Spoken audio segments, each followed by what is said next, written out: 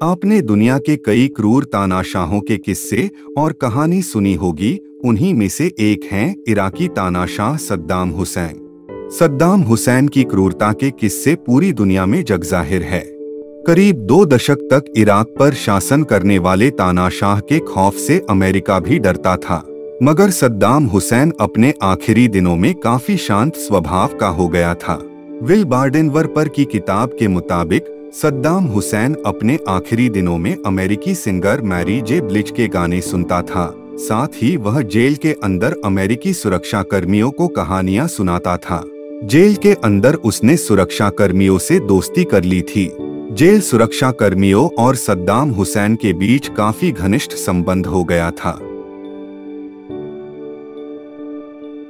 30 दिसंबर 2006 को सद्दाम को फांसी पर चढ़ाया गया था। उस समय जेल के सुरक्षा कर्मियों की आंखों में आंसू थे।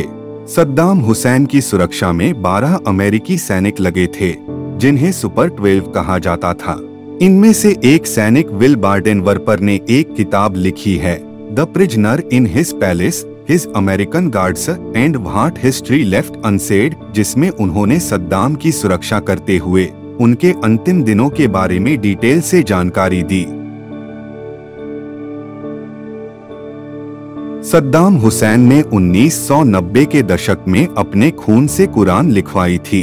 द गार्डियन की एक रिपोर्ट के मुताबिक सद्दाम ने अल्लाह के प्रति अपने भाव को जताने के लिए 2 सालों के दौरान अपना 27 लीटर खून देकर उसे स्याही के रूप में इस्तेमाल करवाकर कुरान के सभी 114 अध्यायों को 605 पन्नों में लिखवाया था। आज भी इस कुरान के सभी 605 पन्ने लोगों के देखने के लिए अलग अलग शीशे के फ्रेम में इराक की एक मस्जिद में रखे हुए हैं, जिसे सद्दाम ने ही बनवाया था।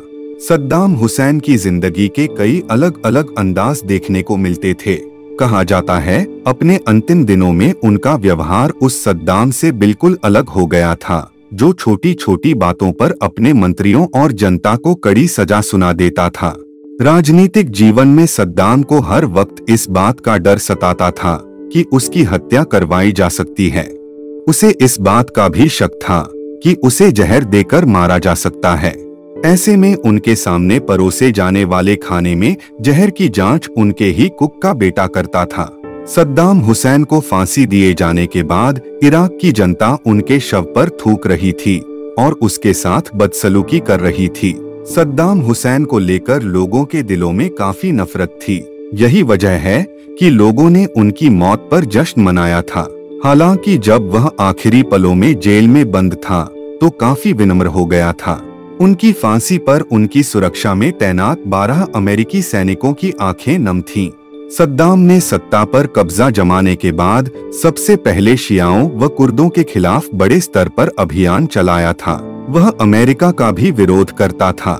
सद्दाम की सिक्योरिटी फोर्सेज ने इराक में करीब 2.5 लाख लोगों को मौत की नींद सुला दिया था। सद्दाम ने अपने शासनकाल में ईरान और कुवैत पर हमला करवाया था। इन हमलों में हजारों बेकसूर लोगों ने अपनी जान गंवाई थी। 1982 में सद्दाम पर जानलेवा हमले की कोशिश हुई।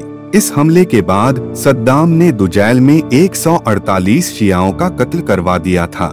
एक इराकी अदालत ने इसी नरसंहार के लिए 5 नवंबर 2006 को सद्दाम को दोषी ठहराया था और इसके बाद 30 दिसंबर 2006 में सद्दाम को फांसी पर चढ़ा दिया गया।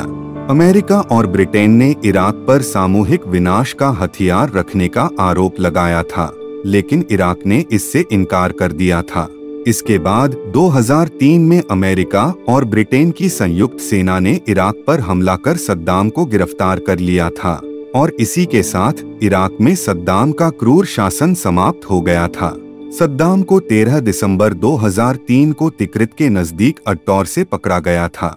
सद्दाम की गिरफ्तारी के बाद इराक की जनता ने राहत की सांस ली।